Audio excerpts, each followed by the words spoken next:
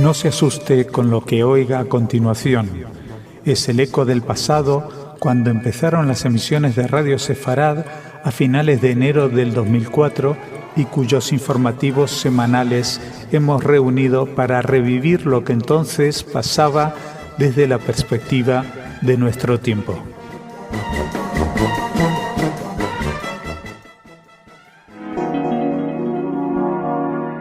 En Radio Sefarad, noticias.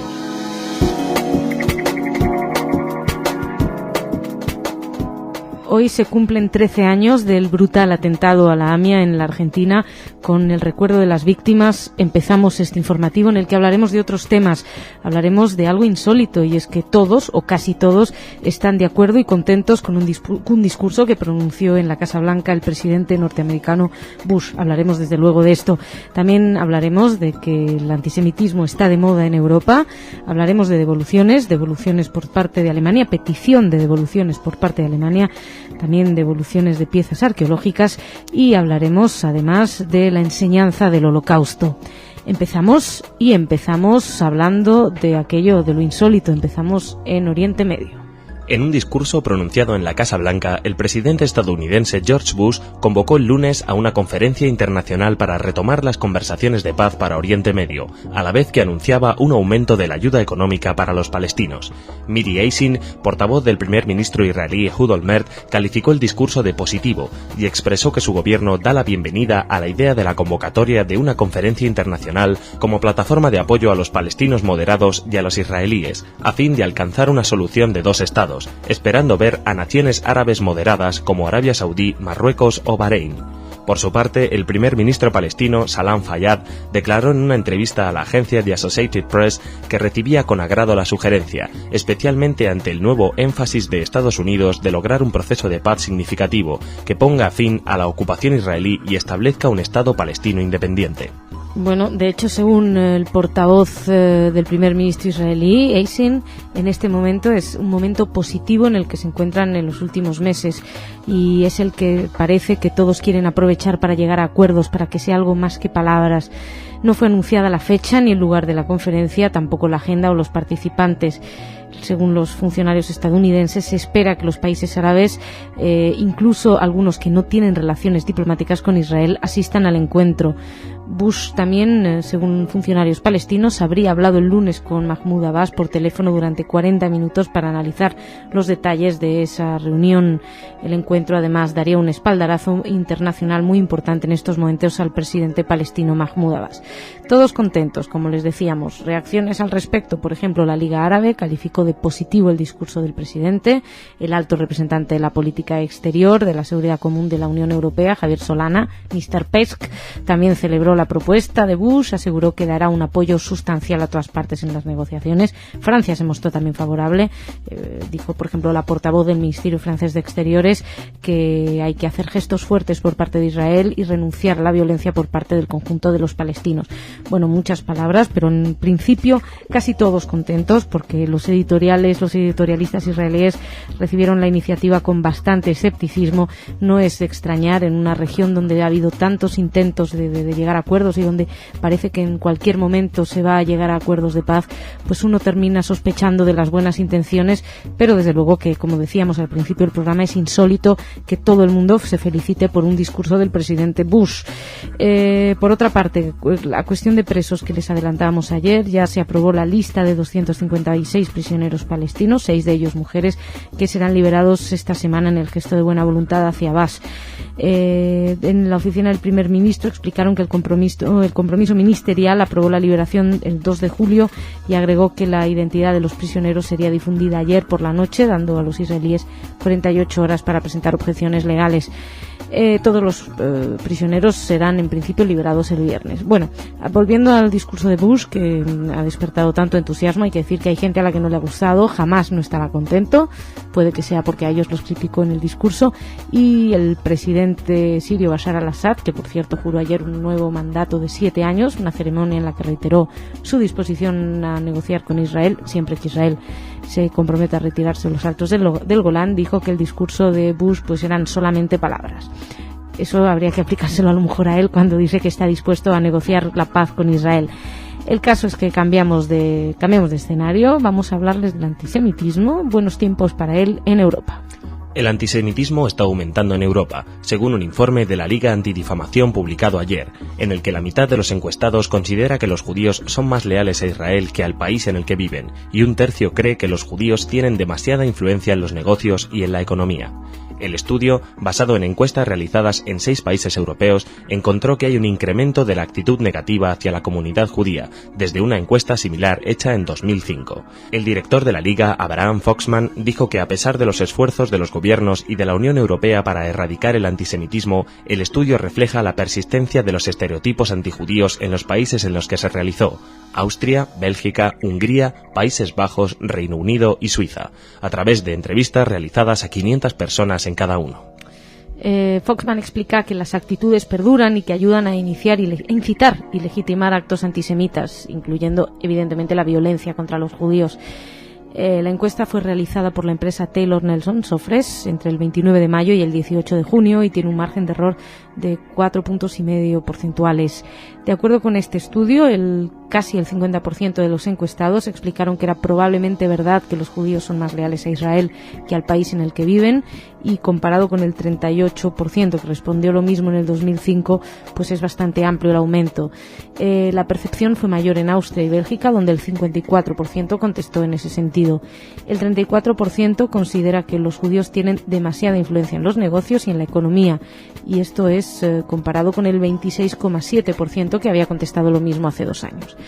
Por otro lado, otro tema que también planteaba la Liga Antidifamación es el tema del Holocausto. Bueno, pues el 43% considera que los judíos hablan demasiado del Holocausto.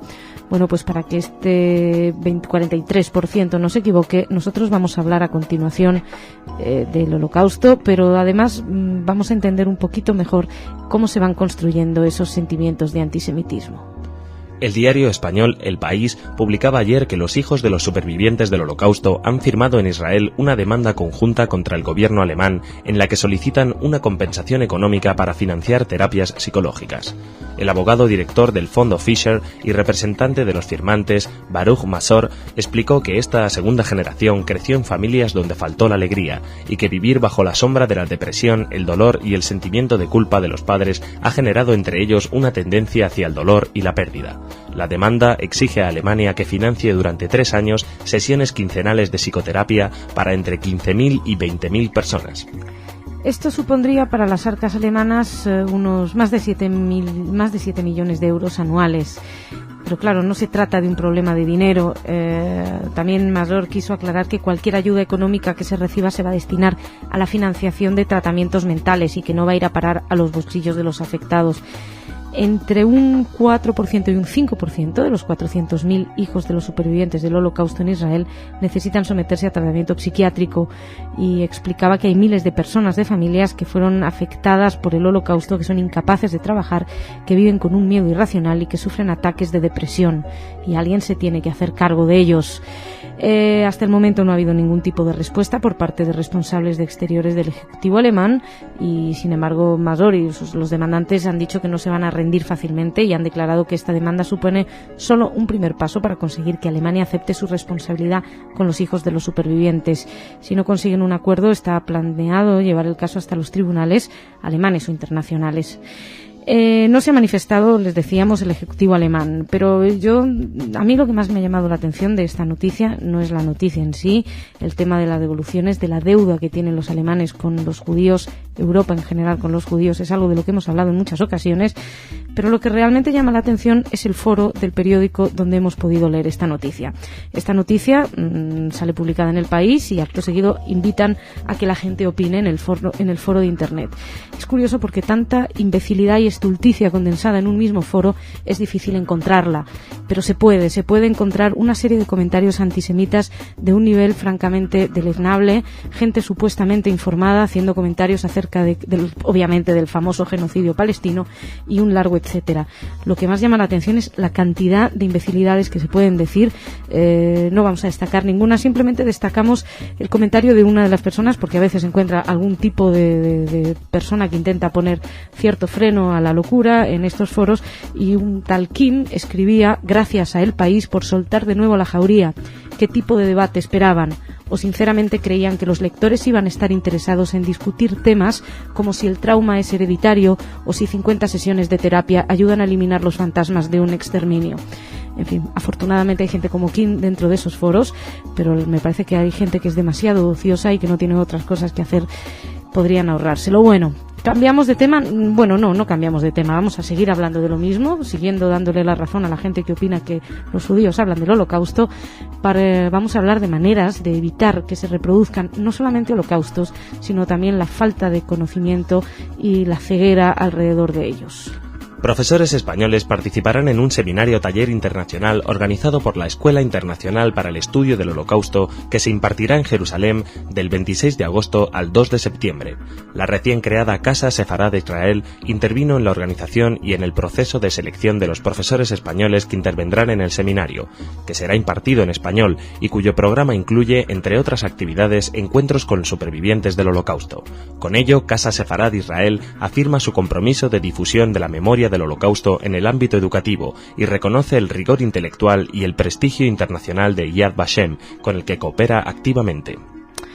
Visto lo visto, no le va a venir nada mal a España un poquito de conocimientos. El enfoque multidisciplinar sobre la educación de la Shoah a través del arte, la música, la literatura, la teología y el teatro va a permitir a los estudiantes lograr un mayor entendimiento de este hecho histórico. Como continuación de este taller, Madrid recibirá del 24 al 26 de septiembre un seminario promovido por Yad Vashem y el Instituto de Filosofía bajo el título El Holocausto y su significado para nuestra generación. Seguimos. Vamos a hablarles a continuación de algo más que de una devolución. El Ayuntamiento de Jerusalén informó el lunes de que las autoridades turcas quieren devolverles una tablilla de 2.700 años de antigüedad de gran valor simbólico para el pueblo judío y actualmente expuesta en el Museo Arqueológico de Estambul. El alcalde de Jerusalén, Uri Lupoliansky, obtuvo el compromiso del embajador turco en Israel, Namik Tan, de hacer lo posible para devolver esta tablilla a la ciudad donde fue hallada en 1880 por arqueólogos británicos, que se la entregaron al Imperio Otomano, que entonces controlaba la zona. La tablilla contiene la denominada inscripción de Siloam, donde se describe la época del primer templo de Jerusalén, destruido por el rey asirio Nabucodonosor en el año 586 antes de la era común, y la construcción por el rey Ezequías del túnel en que fue hallada. Y hay una actitud positiva por parte de las autoridades turcas, explicaba la portavoz del ayuntamiento, y será previsiblemente devuelta como gesto de buena voluntad y de amistad entre los dos pueblos. Se subrayaban. El ultraortodoxo Lupoliansky se comprometió por su parte a promover la construcción de un monumento en homenaje a los soldados turcos que murieron en Israel, que entonces era tierra del Imperio Otomano, que era Palestina, durante la Primera Guerra Mundial. Bueno, pues como ven, se llegan a acuerdos, algo más que devolución. Es algo bastante simbólico que quiere demostrar una buena relación entre ambos países. Y nosotros dejamos aquí esta primera parte del informativo y venimos a hablar de cultura con Jorge. Jorge, ¿cómo estás? Muy bien, aquí estamos con nuestras noticias, hoy empezando con noticias locales, un poco a continuación de las de ayer. Uh-huh. Pero no en orden alfabético, ¿no? No, es que ayer nos quedamos en la M, pero bueno, hoy seguimos por la P. Bueno, que es está bien. Claro, Pamplona.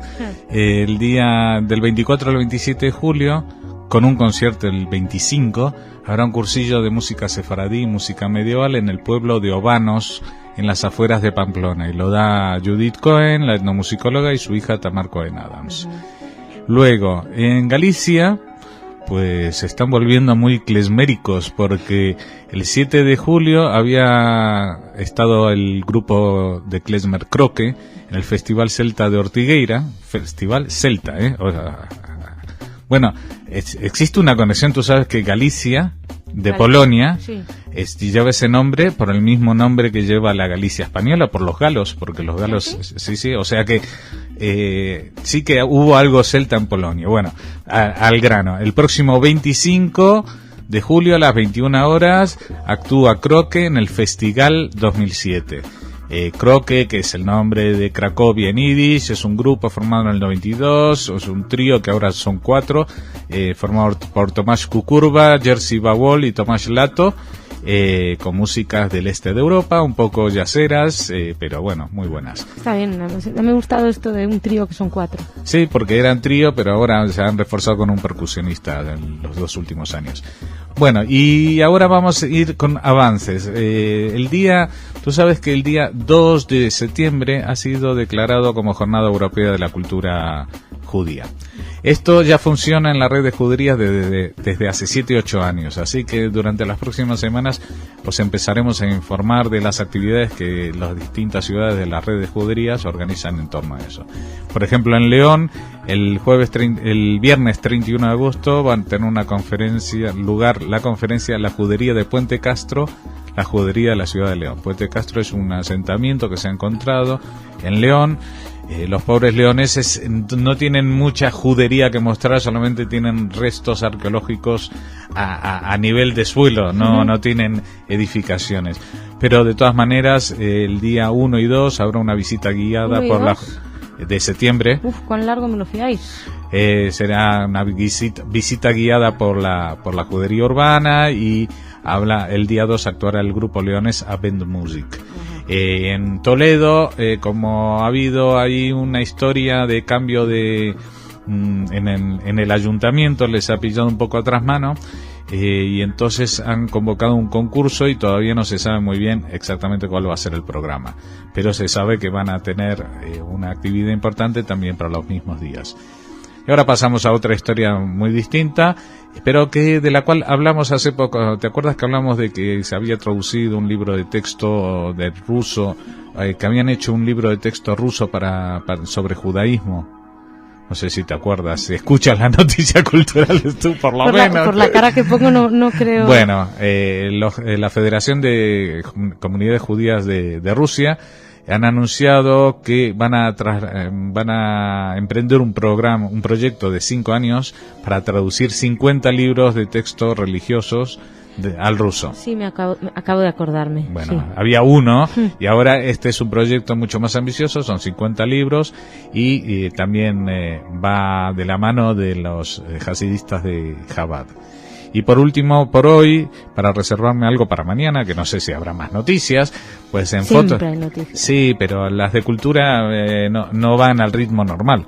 Entonces, en Foto España 2007, que sabe que es el 10º Festival Internacional de Fotografía y Artes Visuales que tiene lugar en Madrid, hasta el 26 de agosto hay una exposición muy interesante sobre Man Ray. Se llama Man Ray, despreocupado pero no indiferente, y muestran todo el proceso creativo, o sea, son todas las piezas que sirvieron de inspiración al maestro norteamericano. Y está dividida por las fases de Nueva York, París, Los Ángeles y vuelta a París, que es su periplo vital. Con esto nos despedimos por hoy, si te parece bien. Si no, me quedo aquí si quieres tomando quedarte mate. ahora con el Rincón de Irit. Bueno, Pues nada, muchas gracias, Jorge, y nos encontramos mañana. Hasta mañana. Hasta mañana. Irit, ¿qué tal? ¿Qué tenemos hoy en el menú? El menú es kasher. Ah, bueno, Eso nunca. es lo primero. ¿Ah, sí? Sí. Porque también la cantante y actriz Madonna bebe vino de Knán. Y la millonaria Paris Hilton exige filetes kosher. No me digas que Paris Hilton también es judía. No, pero ellos prefieren kosher. Ah, bueno, vale. El cantante Bono come sushi bajo la supervisión de Betín. Y el archimillonario Donald Trump celebra sus encuentros comerciales importantes en uno de los restaurantes kosher de Manhattan. La reina qué exóticos, qué exóticos son los de Hollywood. Sí, a ver, por ejemplo, Madonna, que creo que ella la ha puesto en marcha ese movimiento. Ella escucha a Sarit Haddad y no puede evitar la emoción que causa oírla cuando está en el restaurante. Una vez a la semana se va al restaurante de Prime Grill, donde está y come su comida kasher una vez a la semana. Se come mientras escucha a Sarit Haddad, Shlomi Shabbat. Y además Madonna tiene una habitación privada ahí, fíjate, en ese restaurante de Hollywood. No está nada mal, esta gente vive muy bien. Otros muchos acostumbran comer los steaks de vacas sacrificadas de acuerdo con el rito judío, que evita que el animal sufra. Su popularidad entre los hombres de negocio como Donald Trump y personalidades de cine como Steven Spielberg es conocida. Pero Spielberg se entiende, ¿no? Sí, porque es judío, claro. Parece que vuelve a raíz. Sí. Pero esta comida kasher, los restaurantes kasher se multiplican últimamente a lo largo y ancho de Estados Unidos. Y no solo restaurantes se multiplican, sino también en las tiendas la comida kasher está aumentando la demanda en un 15%. Fíjate, 11 millones de americanos compran alimentos kasher, siendo así que la población judía no supera los 6 millones. Claro. Fíjate, casi doble. Bueno, lo que pasa es que ahora les ha dado mucho este ataque de cuidarse, que todo sea sano, sí, y que la que comida pasa. kasher es sana, claro. Eso, en muchos casos detrás está el asunto que la creencia que piensan que la comida kasher es más sana, al margen de estas consideraciones religiosas. Una serie de investigaciones llevadas a cabo precisamente la semana pasada, el día después del Día de la Independencia de Estados Unidos, muestra que las salchichas de la marca Hebrew National, en la fiesta que comen tantas salchichas, ¿sabes?, elaboradas estrictamente con carne de vaca, es la marca más vendida de Estados Unidos.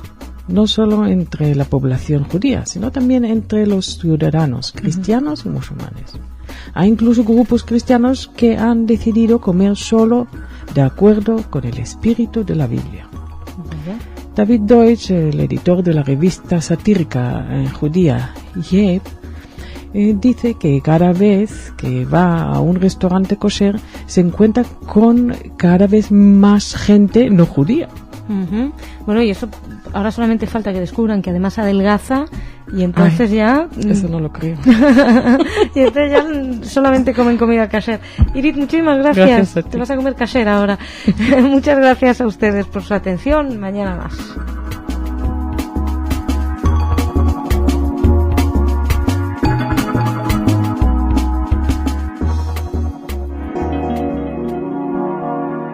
En Radio Sefarad, noticias.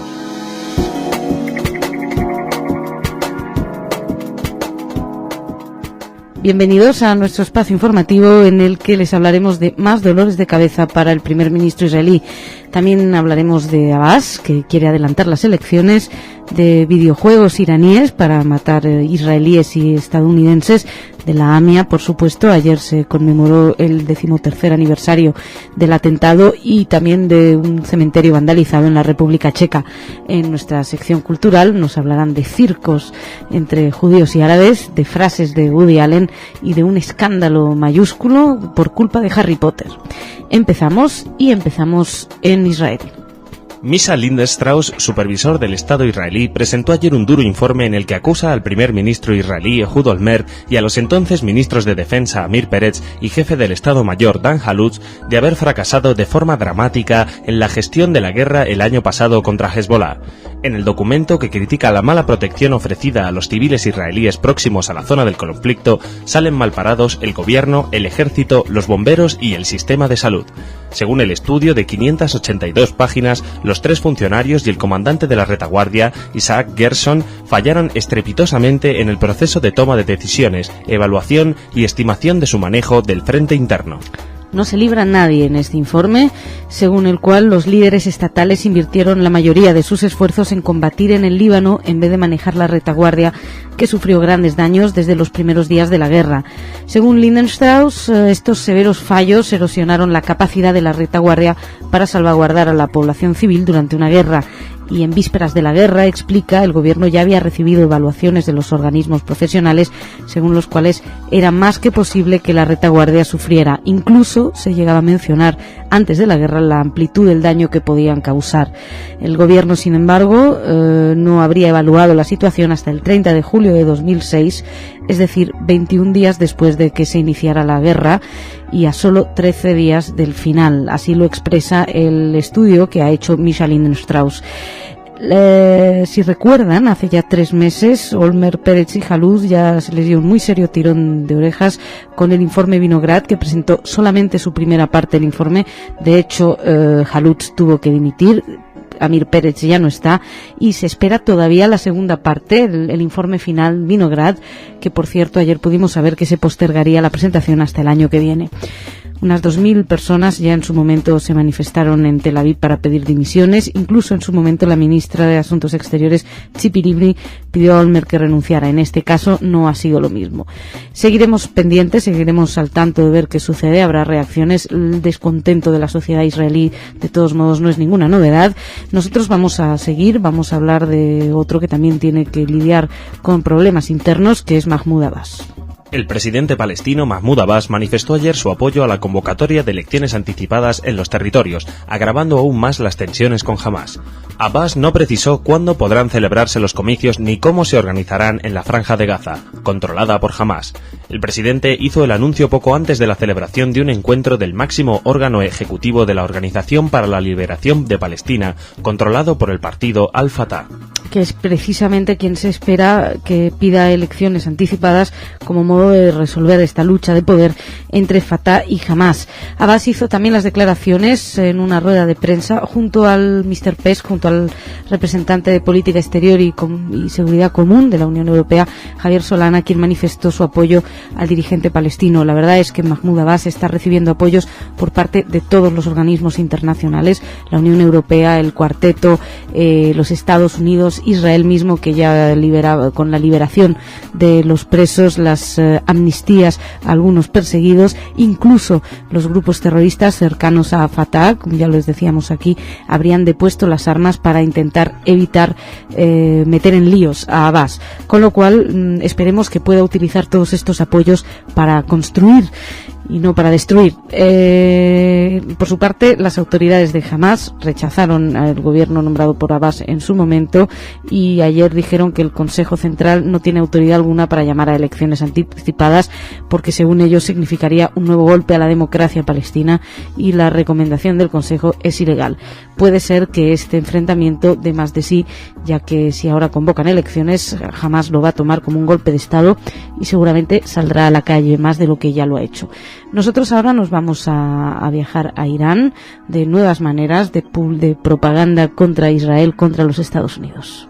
El martes se presentó en Teherán el primer videojuego de producción iraní relacionado con la tecnología nuclear, que cuenta la historia ficticia de 2 científicos iraníes secuestrados por las fuerzas estadounidenses en Irak. El juego, expuesto en el cine del Centro de la Educación de los Niños de Irán, fue creado por el Sindicato de las Asociaciones Islámicas para Alumnos y, según la televisión estatal iraní, tiene como objetivo propagar la cultura de la tecnología nuclear entre los niños de 10 y 15 años. Alireza Masayeli, director del equipo de especialistas iraníes que trabajó en el diseño y la producción del juego, explicó que consiste en 8 fases, 2 en Irán, 2 en Irak y 4 en Israel. Por supuesto, adivinan quiénes son los malos, ¿no? Los Estados Unidos y los israelíes. Lo que es destacable es este comentario, no se les mueve ni un pelo cuando dicen que lo hacen para propagar la cultura de la tecnología nuclear entre niños de 10 y 15 años. Dice también que han intentado fortalecer la memoria nacional y religiosa de los alumnos con el videojuego y bueno, relata la historia del secuestro de Said Kusha, su esposa Mariam, ambos especialistas nucleares iraníes, en Karbala, al sur de Irak, a manos de fuerzas estadounidenses. Entonces después tiene que ir a liberarlo un personaje que además, Nasseri creo que se llama, que además descubre a un misterioso personaje llamado Shapur Farman Farma, que es hijo de padre iraní y madre israelí, que consigue trabajar en el organismo iraní de energía atómica con fines de espionaje. Así que hay espías israelíes, hay absolutamente de todo a los que se puede matar en el videojuego. De Irán seguimos hablando en la siguiente noticia, aunque desde Argentina. La comunidad judía argentina conmemoró el miércoles el 13º aniversario del atentado que demolió el edificio de la mutual judía AMIA, causando la muerte de 85 personas en el peor atentado terrorista en los anales del país, y pidió al presidente Néstor Kirchner que la Argentina rompa relaciones diplomáticas con Irán. El titular de la mutual, Luis Greenwald, aseguró que está probado que Irán fue responsable del atentado y que no colabora con la investigación judicial argentina. Kirchner, presente en la ceremonia, escuchó el pedido con expresión seria y aunque hubo pedidos de que el presidente dirigiera algunas palabras, se retiró al concluir la ceremonia. Lo acompañaba su esposa, la primera dama, la senadora Cristina Fernández, que según muchos será la sucesora después de los comicios presidenciales del 28 de octubre. El gobierno respaldó los pedidos de justicia, pidiendo la detención internacional y extradición de 7 exdiplomáticos iraníes sospechosos de haber organizado el atentado pero según explicaban aquí, aunque redujo las relaciones con el régimen de Teherán a un mínimo nivel, con retiro de embajadores y todo, pero ha rehusado hasta ahora romper relaciones. Irán sigue estando representado en Buenos Aires, por un encargado de negocios. Por su parte, el gobierno iraní evidentemente ha negado totalmente su participación en el atentado. Y bueno, de hecho ellos ahora están más preocupados en hacer videojuegos y en crear enriquecimiento del uranio, en crear energía nuclear. Y quienes estaban ahí, que también les hablaremos, hay un especial, les hablaremos de esto con más detenimiento. Nuestro corresponsal Rodolfo Klickman estuvo ahí, pero les puedo adelantar que estaban entre otras personas una conocida, Pilar Rahola, que se encontraba ahí también y que también habló. Bueno, seguimos nosotros, vamos a hablarles ahora de algo de lo que hace tiempo que no hablábamos, pero que es casi un clásico: profanación de tumbas. Según informaron el lunes fuentes oficiales, varios desconocidos profanaron este pasado fin de semana un cementerio judío en las proximidades de Ostrava, en el noroeste de la República Checa. Irina Karayova, jefa de la comunidad judía de Ostrava, a 350 kilómetros al este de Praga, informó de que fueron profanadas 25 tumbas en el cementerio judío de la localidad de Bohumín, cerca de Ostrava.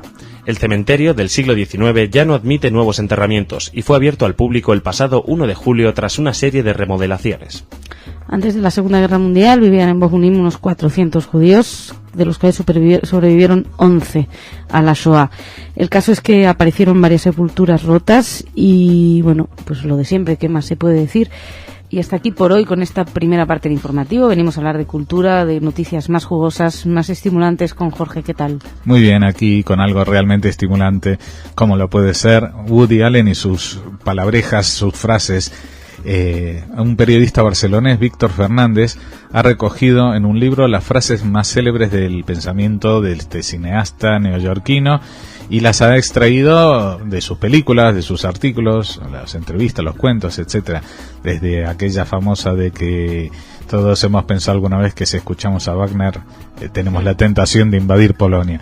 El libro se llama Desmuntant Woody Allen porque está escrito en catalán, Desmontando a Woody Allen, y está editado por la editorial Columna y reúne 400 frases u opiniones que desvelan el pensamiento del director de cine.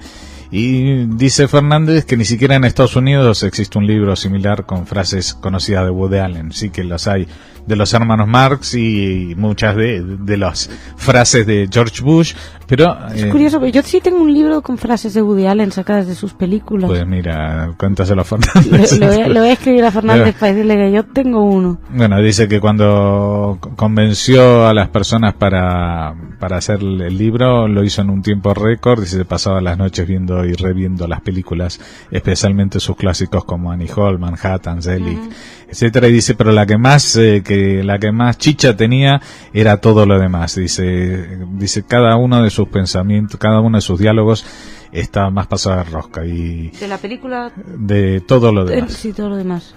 Y dice, bueno, termina la nota diciendo que como recuerdo a aquel diálogo que Allen le pregunta a un Ligon, Annie Hall, ¿qué vas a hacer el sábado en la noche? Y ella le dice que voy a suicidarme. Entonces él le pregunta, ¿y el viernes por la noche? Así que nosotros también le vamos a decir a nuestros oyentes, esperen a las noticias del lunes, aguanten un poco. Aguanten un poquito. En otro orden de cosas, pero también con cierto grado de humor, el circo. El circo en este caso es una iniciativa que el Circo de Galilea es un circo juvenil, una escuela de circo juvenil en el que se mezclan gente de las poblaciones judías y las poblaciones árabes de la Galilea y que han tenido un encuentro en Majid al-Krum, un pueblo árabe de la zona. Son unos 50 chicos los que asisten a esta escuela, entre otros está regentada por un rabino, se llama Mark Rosenstein, y bueno, él habla de que es un excelente medio de entendimiento porque, entre otras cosas, por ejemplo, el idioma no es un problema porque en el circo pues casi no utilizan el idioma y que van a tener próximamente un encuentro también con otra iniciativa similar, un circo juvenil judío-árabe de Jerusalén. En estas zonas donde hay poblaciones mixtas, pues estas iniciativas funcionan muy bien. Y siguiendo con chicos y no tan chicos, un escándalo religioso por el lanzamiento de Harry Potter. Claro. Harry Potter, el famoso libro, llega a su 7ª y última entrega, ya todo el mundo sabe, se va a llamar en inglés Harry Potter and the Deathly Hallows, que no tengo ni idea qué significará, pero que como se pone a la venta en todo el mundo a la misma hora, el mismo día, pues a Israel le toca nada menos que a las 2 de la mañana del sábado. Y entonces problemas. Ahí salta el ministro de Comercio, Eli Yishai, dijo, amenazó con multar a cualquier negocio que abra sus puertas el sábado. Abraham Ravitz, del partido Judaísmo Torá Unida, acribilló los libros de Potter por sus mensajes defectuosos. El portavoz del partido ultraortodoxo Shas, Roy Lachmanovich, dijo que el ministro procesará y multará a cualquier negocio que viole la ley. Por otra parte, la cadena de librerías más importante de Israel, Shteimatsky, tiene programada una gala en Tel Aviv que empezaría el viernes por la noche con motivo del lanzamiento, y dicen que no tienen planes de cambiarla. Así que, vamos a ver qué pasa, pero... una nueva guerra civil en Medio Oriente, esta vez provocada por Harry Potter. A mí eso de mensajes dudosos, como dijo, los mensajes defectuosos de Harry Potter. Claro, es que igual no se entiende lo del abracadabra. Que por otra parte tú sabes que dicen que viene de una palabra hebrea. ¿Así? Abrahadabra. Es arameo y árabe y judío, no sé qué, una cosa. Mira. O sea que... Bueno, pues habrá que ver qué pasa con Harry Bueno, a Potter. ver si la magia impide que estas tonterías sucedan en este mundo a estas alturas del siglo y del milenio. Respetemos. Te termino aquí porque tengo que terminar aquí porque si no se nos va el tiempo y luego se enfadan conmigo. No te vayas, tiempo, quédate.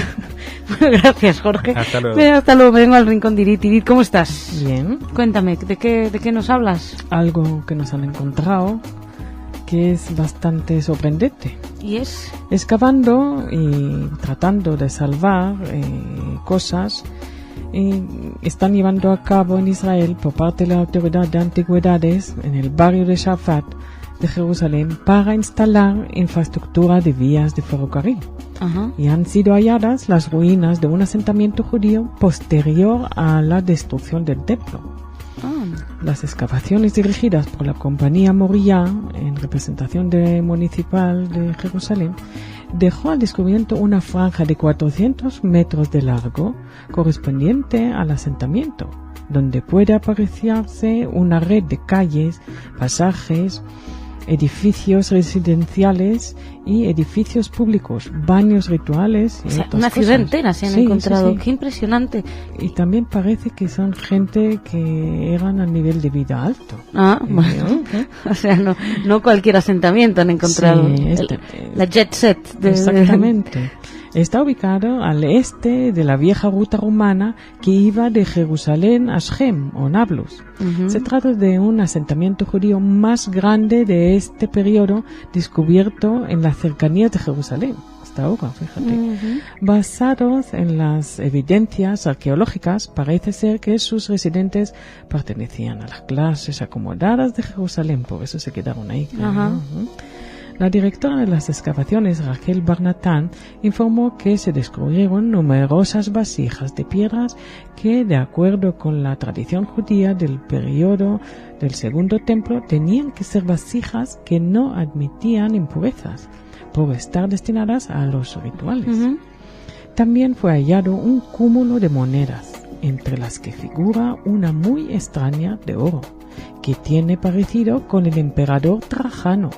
Se trata de la segunda moneda de ese tipo, encontrada hasta el momento en excavaciones arqueológicas de Israel. Al parecer, un gran asentamiento judío siguió existiendo bajo el mandato militar romano en un lugar próximo a la ciudad, en el que los judíos continuaron a sus prácticas y rituales religiosos. Qué curioso, ¿no? Todo porque querían poner ahí un tren y de repente se encuentran una ciudad. Es lo que tiene Israel, que es que no se puede hacer nada. Es verdad, no se puede construir. Te aparecen vestigios históricos por todas partes. Cualquier carretera, cualquier cosa encuentras algo. Bueno, pues nada.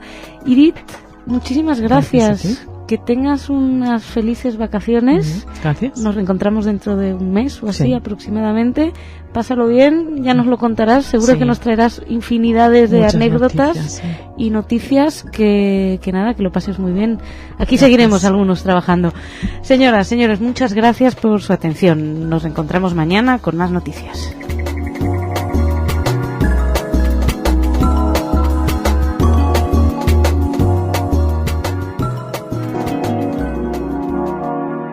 En Radio Sefarad, noticias.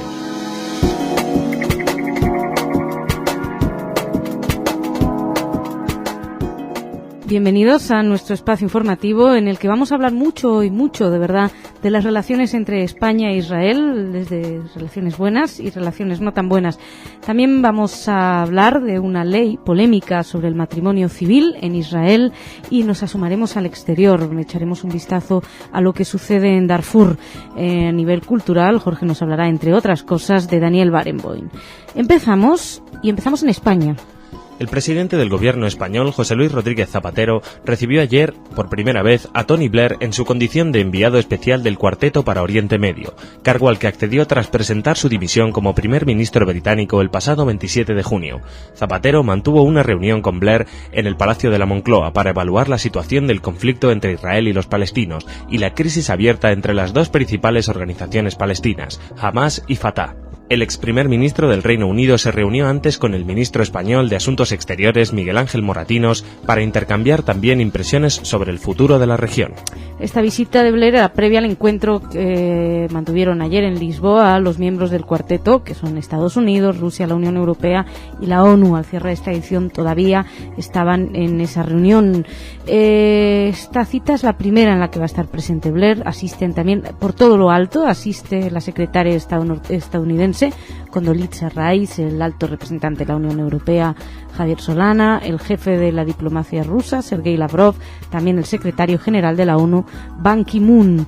Esta reunión tiene lugar poco después de que Bush hubiera hecho unas declaraciones anunciando la celebración del próximo otoño de una conferencia de paz sobre Oriente Medio a la que están invitados israelíes, palestinos y algunos estados árabes, y que fue recibida con bastante optimismo por parte de todos. Mientras esto sucedía en España y en Lisboa, en Europa, en la zona la zona importante, la zona de la que nos ocupa, avanzaba un poquito más hacia la normalización de relaciones. De hecho, los 256 prisioneros palestinos que iban a ser liberados, está previsto que fueran liberados hoy y que fueran conducidos a Ramallah para ser recibidos por el presidente Mahmoud Abbas. Por otra parte, cerca de 2.000 palestinos se manifestaron para pedir la apertura del paso de Rafah, que es la única puerta que supuestamente está controlada por las autoridades palestinas, pero que está cerrada desde el 9 de junio porque Hamás tomó el control de la Franja de Gaza y tomó el control de ese puerto. Desde entonces Egipto, Israel y la Unión Europea también, que vigilan la frontera, la han mantenido cerrada. Hay problemas y es alarmante las condiciones de salud de alguna gente que quedó atrapada en Egipto, que fueron ahí para recibir tratamiento médico, entre otras cosas, o así lo señaló Associated Press. Pero claro, es que el problema es que también Haaretz, por ejemplo, ayer publicaba que Hamás ha conseguido introducir armas sofisticadas en la Franja de Gaza durante los últimos años y elevar así su capacidad ofensiva. Según el rotativo israelí, que citaba un alto oficial del ejército, el brazo armado del movimiento islámico, que son los batallones de Asedin al-Qassam, se han dado un salto en su capacidad militar, dispondrían ahora de una importante dimensión de sus armas. Así que por eso, entre otras cosas, pertenece ese puesto cerrado, porque hay contrabando de armas, es un coladero, pero claro, es un coladero para las armas y no para las personas necesitadas. En fin, seguimos. Una noticia interna de Israel que ya está causando polémica. Tras un arreglo alcanzado ayer en Israel por el ministro de Justicia, Daniel Friedman, y el rabino jefe sefardí, Shlomo Amar, las parejas cuyos integrantes no sean considerados judíos, según la halajá, podrán unirse en matrimonio civil. Los medios de comunicación locales explicaban ayer que es la primera vez que un dirigente religioso de la ortodoxia judía da luz verde a la posibilidad de que se puedan llevar a cabo matrimonios y divorcios mediante un procedimiento no religioso en Israel. En Israel, la ortodoxia judía tiene el monopolio sobre la legislación marital y de divorcio, situación que obliga a muchos judíos no practicantes a tener que desplazarse a Chipre u otros países cercanos para poder casarse por lo civil. Les recomendamos respecto a este tema y también al anterior, el Desde Israel, que pueden escuchar hoy mismo con nuestro corresponsal Rolly Silverstein, que analiza esta noticia y también otras noticias entre las relaciones entre palestinos e israelíes. Hablando de relaciones, vamos a hablar ahora de un espinoso asunto, relaciones entre España e Israel. Empezamos. El cónsul general de España en Jerusalén, Ramón Ansoaín Garraza, denunció ayer en una entrevista concedida a Europa Press los constantes y continuos obstáculos que reciben de parte de las autoridades israelíes y lo comparó con la actuación de las autoridades palestinas, cuya colaboración, según dijo, es total. En dicha entrevista, Ansoaín asegura que la colaboración israelí no se caracteriza por su entusiasmo, que es correcta, pero muy complicada, con constantes y continuos obstáculos que hay que vencer, resultando toda gestión trabajosa y pesada. El cónsul se queja de que es una colaboración muy descompensada, pues está muy por debajo en grado de la que reciben las autoridades diplomáticas israelíes en España. Sí, en España tratan muy bien a las autoridades diplomáticas, desde la prensa, desde algunos sectores del Ejecutivo. Desde luego no hay por qué quejarse. También habría que plantearse que si uno es diplomático o cónsul, pues tienen que ser, las gestiones son trabajosas y pesadas. Según dijo, la colaboración palestina es total y él, por fortuna, dice que algunos temas se han resuelto en menos de 24 horas. En concreto hablaba de los secuestros de españoles en Gaza, que se han producido 2 desde que tomó posesión el pasado mes de agosto, y dijo que se han resuelto rápido gracias a la intervención del ministro de Exteriores Miguel Ángel Moratinos. También ha dicho que desde que la toma de Gaza por Hamás, el consulado ha tenido que coordinar con las autoridades israelíes la salida de nacionales, o sea, de españoles, generalmente familias casadas con palestinos, y han tenido que gestionarlo a través del territorio israelí. Unas declaraciones donde cuenta lo mucho que le cuesta trabajar en Israel, pero afortunadamente hay otra cara de la moneda, que también es en declaraciones a Europa Press. La ministra consejera de la Embajada de Israel en España y actual embajadora en funciones, Alona Fischer-Kamm, destacó que su país y la Comunidad Autónoma de Galicia intensificarán en los próximos meses sus relaciones comerciales, culturales y turísticas a través de proyectos de colaboración conjuntos. En una entrevista a Europa Press, Fischer-Kamm se refirió a algunos de los proyectos que ambos ejecutivos barajan poner en marcha tras la visita que la propia embajadora en funciones realizó a Galicia la pasada semana. Entre estas iniciativas resaltó la potenciación de los intercambios comerciales entre ambos países, especialmente en agricultura e investigación y desarrollo. En este sentido, aseguró que varias delegaciones gallegas se van a trasladar a Israel para conocer las experiencias de los israelíes en algunos aspectos de la investigación, el desarrollo y la agricultura. También él destacó, Alona Fischer-Kamm, la creación de la comunidad formal, la primera comunidad formal judía en A Coruña, y especialmente habló de la puesta en marcha de la Asociación Galega de Amizade con Israel, la GAI, de la que les hemos hablado aquí en numerosas ocasiones, que apuntó que indica una aproximación a los problemas de su pueblo, explicó. Es un grupo autónomo, pero está contribuyendo mucho a mejorar la imagen de Israel en Galicia.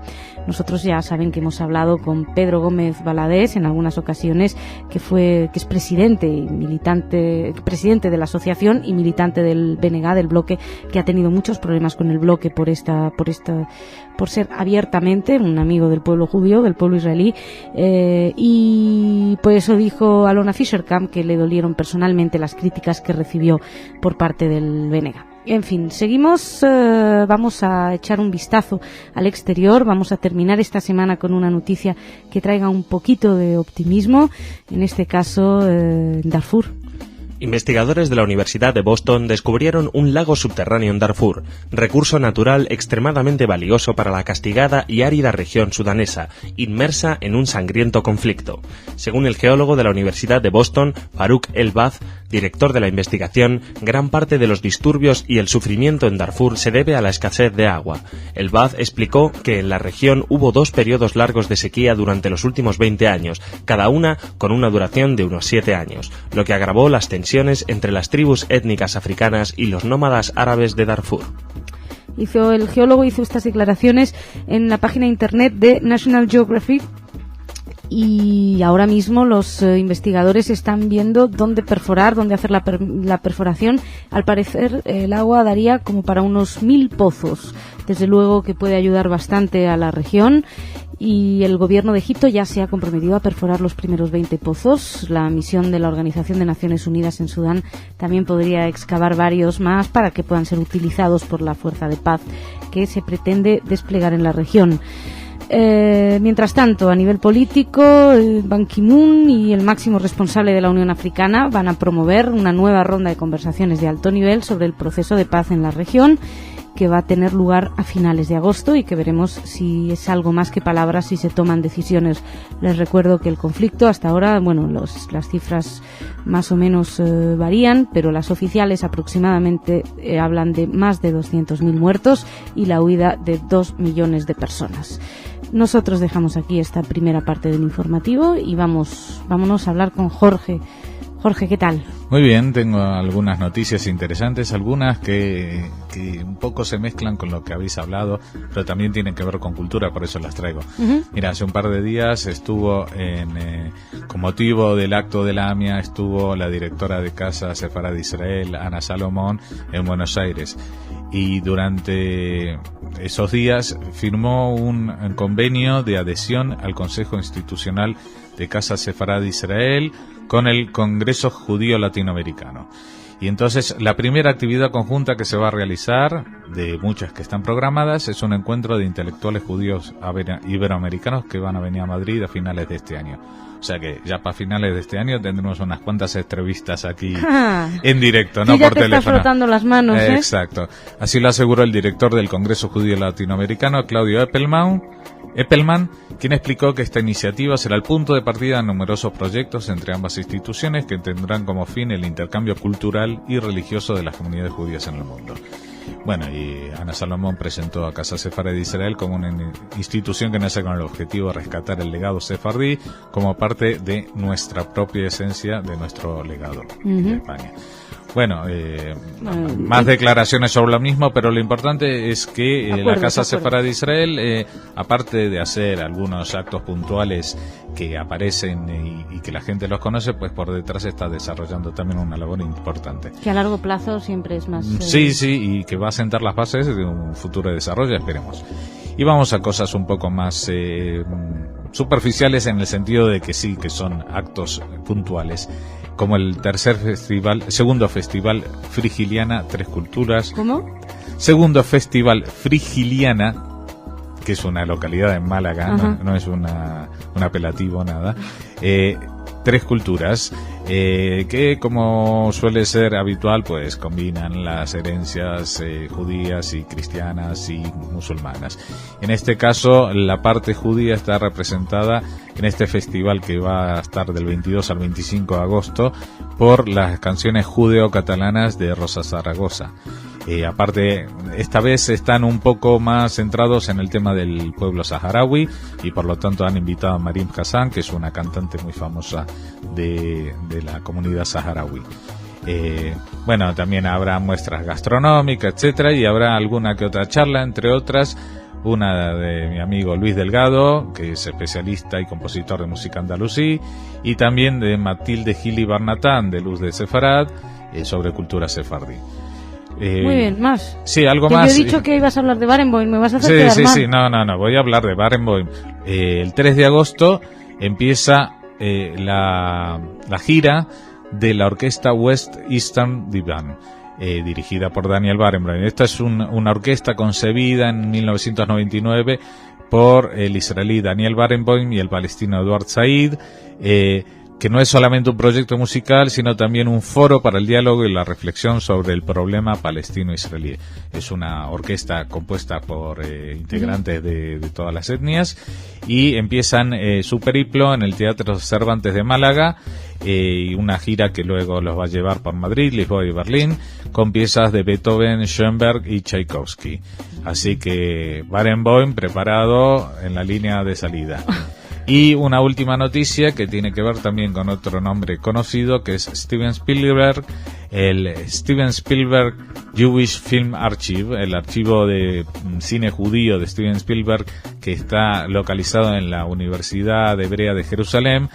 No sé si habías oído hablar, porque este proyecto empezó en el año 2002, la digitalización de películas para verlas online. Ah, no sabía. Entonces, bueno, son unas películas que se pueden ver sin poder copiarse.